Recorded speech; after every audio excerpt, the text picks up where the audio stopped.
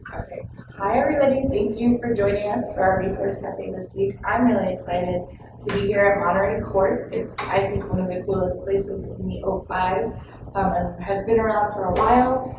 I'm here with owner Kelly McLear, who has been an amazing partner to our Thrive in the O5 partnership for years now. So, Kelly, thank you for joining us. Would you introduce yourself and just tell us a little bit, what is Monterey Court? Where are we right now? What can people expect when they come here? Okay, be happy to do that. I'm Kelly. I'm one of the co-owners. My partner and husband, Greg, is the other person that is part of this incredible place. We purchased it in 2011. It was a piece of total urban blight where no one would have wanted to step foot in here. And Greg had a vision of taking the old lodging part motel that was here from the 1930s and 40s and so forth, and turning it into something related to the growth of the arts in Tucson. And that's where the seed of the idea came from. So the concept was, this was a motor lodge, one of the very first ones on the historic Miracle Mile. And we basically made music, entertainment to be the core, and the courtyard turned into the complex of where people could come and enjoy live performances of various types with restaurant, cafe, being right here on site, so people didn't have to get up and go anywhere, a full bar and so forth. So it was a nice package of entertainment. And then the rooms that used to be here for the guests, there were casitas in the old day, we converted into studio galleries with the sense that this would be an extension of what was happening in the downtown University 4th Avenue area as it went farther north, and that studio artisans could have a place to work and sell and show their talents off.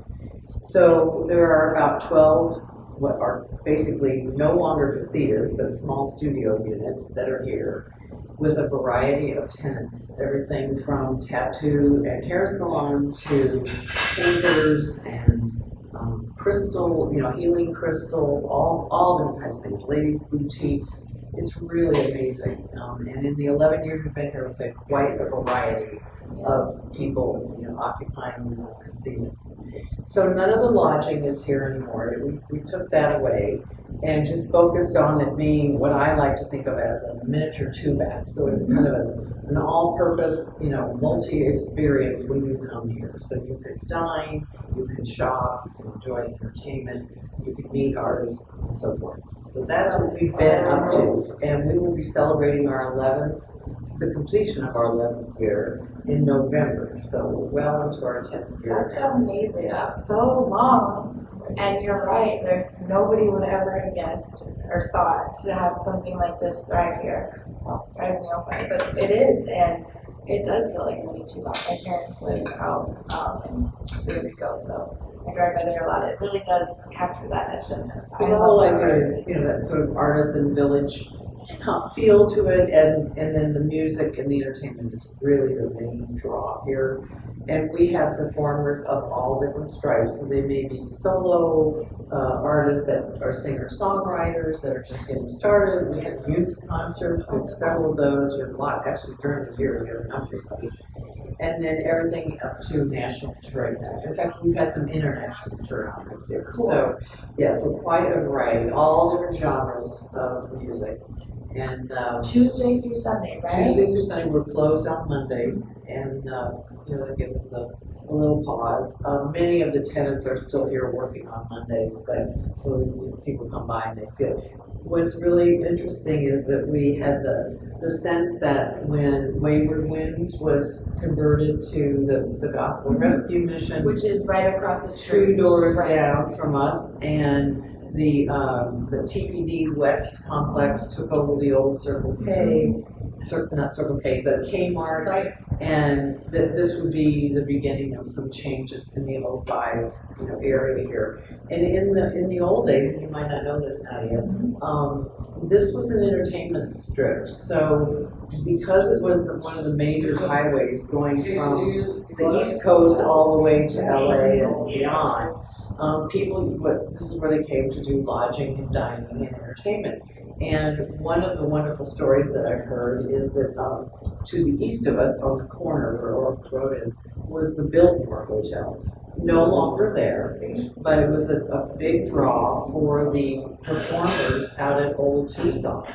So those actors would come up to the Miracle Mile for the evening, probably go to the Arizona Inn or the Ghost Ranch for dinner, and then they hang out in the bar at the Biltmore. And so there were a lot of celebrities up in this niche of Tucson. Yeah, some great stories we've learned over the years. Oh, got it. So since you all in 2011, is that right? This being the Thrive community and knowing that just the work we've done on the Thrive Unified project in the last little bit, which you'll have been around for much longer than that. We started in 2018, although there was all that work before with the work. How have you seen the ebb and flow of the community in the neighborhood? Are you seeing changes? What changes have you seen? Great question. When we moved in here, like I said, it was a piece of urban blight. We didn't want to come in here. And we completely repurposed. We upgraded, really slicked it up, and made it a very welcoming, inviting place. And that was a huge change just right there visually. And what we recognized was that, it might be a slow go, in terms of the neighborhood. Several of the motels have done slight upgrades, not major conversions, but, some changes and improvements. And the county bought the bowling alley, and that's gonna be a whole new thing that's going into the area. And then just the long-term effort, I think it probably took 6 to 8 years to get the historic status for the highway, which was the original one that went to LA. So that has happened. So we now all have historic recognition. And beautiful signs are going to be going up on the Miracle Miles before the end of the year. And those are the kinds of things that are visual improvements that really tell people that it's an okay place to be. And I think the biggest change was in the first few years we were here was the shift from everyone in Tucson thinking, this is a really dangerous place.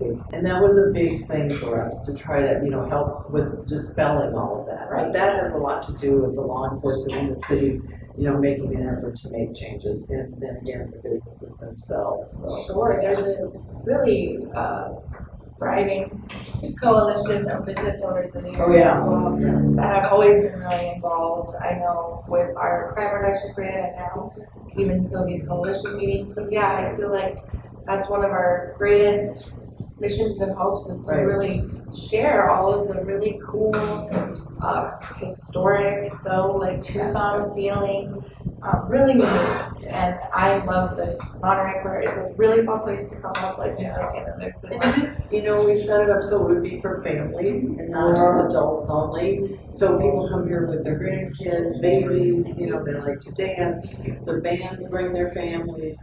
It's really been nice in that way, and we have a fairly large cadre of regular customers that just always tell us, I don't know what I would do if I didn't have this place to come to. They absolutely love it here. And so that's been really very, very rewarding for Greg and I. I'm so glad, and I'm so glad we all made it through the pandemic, and y'all are still here and still going strong. So I'm really We have a great restaurant. Our restaurant's better than ever. It always gets better. We have great cooks here. So we do everything scratch in the kitchen. It's American cuisine. And we have a lot of special events. We do weddings and quinceañeras. Big fundraising. We have a lot of fundraisers here for nonprofits. Definitely. And that's one aspect that was important to us. Yes, From the beginning. I've enjoyed some of those events here as well. Well, And then we're looking at some of the artwork here. yeah. One of the things we do in our cafe, which is where we're seated right now, is local artists doing exhibits that are on display and for sale. So that's what you're seeing right here is a local artist. these spoils right now. So we change these out pretty regularly. We try to support the local artists. That's a big part of what we do. Are the shops with the artisans open all the time for They sale? keep, they keep their own hours, and for the most part, the retail establishments are open in the evenings when our music is on. That makes sense. Yeah. And it's busier. And there may be other things that they do. There may be events on Saturday and so forth. The tattoo and the hair salons, they keep a lot of special appointments on their own. They go all around. So. Well, also, is there anything else you wanted to share? We'll post the address. We'll let folks know where you are. Thank you. Is there anything else you wanted to Yeah, share? we just want to let people know that this is a really fun, family-oriented place to come and feel safe and feel like you're, like you said, a part of the old style of Tucson. There's a lot of history here, a lot of history from 1938. So, thanks again. Don't forget, everyone, to find this video or more information about all of the stuff you've heard. Follow us on all of our social media handles. We're on Facebook, Instagram, Twitter, and also Monterey Court. Yes, MontereyCourtAZ.com.